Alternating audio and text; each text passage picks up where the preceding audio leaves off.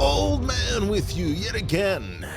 Blue Jays taking on a National League lesser weight, a pipsqueak, if you will, the Miami Marlins, and defeat them 7-6 in a game that took so long that the old man had to get into his prescription drugs. More on that later. First, let's take a look at the Blue Jays trying to make something happen. Andres Jimenez. What a pickup for the Blue Jays. He's been great all year. Taking on Jansen Junk, my favorite name next to Jazz Chisholm.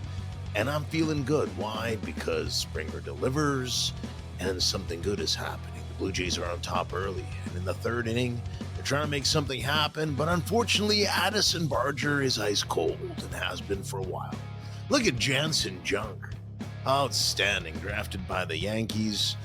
Marlins running on Alejandro Kirk, and I'm sending him a wishful feather. I'm hoping he'll take this feather and try to throw a little bit better from the crouching position.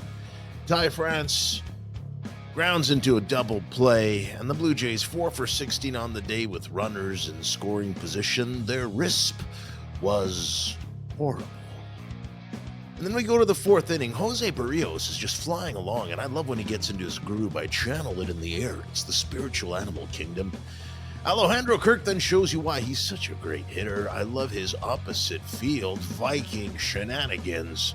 Getting it done. Blue Jays go up 2-0, and suddenly Jansen Junk no longer has the junk to keep them off of the base paths. Miles Straw, you want to talk about a great utility player, a great sense of insurance. Makes me feel good. I feel alive. Freedom 85, baby. Blue Jays go up 3-0. We're now in the bottom of the seventh, and then George Springer delivers. Brings on the wood. I don't even know what that means. I'm tired and I'm cranky and I want this game to be over. And George Springer once again shows you why his baseball savant stats are ridiculous. He can do it all. He can handle pitches. He can drive them with authority. I love Georgie Springer. It's hard not to love him.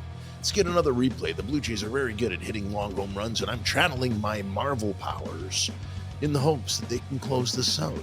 45.7% hard hit rate. Look at those numbers. Ridiculous. Now we're getting into the bottom of the seventh, and that's when the wheels come off for Herr Barrios. First, Troy Johnson with a clutch hit. Miami gets on the board, and they're feeling it. And then our friend Sanoja gets it done. Sanoja delivers, and in doing so, Louis Varland comes in and can't get it done. The bullpen lately has been a real concern for Blue Jays fans. I have seen red over them, especially when staring at a Blue Jay. And then Otto Lopez goes in, and now the Blue Jays find themselves in trouble. Their bullpen is letting them down. The Marlins are getting back in this game. They're rounding the bases, and old man is getting frustrated. Alejandro Kirk, unfortunately, can't throw at runners. He's been having trouble. I'm starting to look like a Disney character, folks. It's not good. So Jeff Hoffman comes in, bottom of the ninth to close, and Sanoja does it again. Javier hits the ball right where there isn't anyone, and the next thing you know, the Blue Jays are tied. It's the bottom of the ninth, and unfortunately, our relief pitching has been wrecked. So now we've got a situation where they try to get a stolen base, and I've got my slippers on. My slippers are radiating with goodness, and that's when Ty France gives the Blue Jays the lead with the old sacrifice fly in the top of the 10th inning. You can't write this stuff. The Blue Jays are back on top, and I'm feeling good. I'm staying up for this. It's getting late. I'm tired. I know the game started earlier in the day. And then Fluharty comes in and fails to get the job done. And again, this has been a problem for the Blue Jays, is holding these leads. And it's suddenly a ping pong of a game, and the old man is getting very frustrated.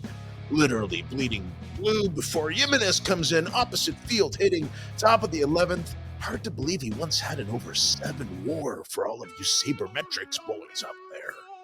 And then Georgie Springer grounds into a double play. The Blue Jays had a lot of trouble trying to sustain the offense, but they've got the lead, and you're thinking, hey, third time's a charm, right? I don't think so. I'm looking into the universe and grabbing my Ovaltine and my meds, and suddenly Javier Sanoja gets it done yet again.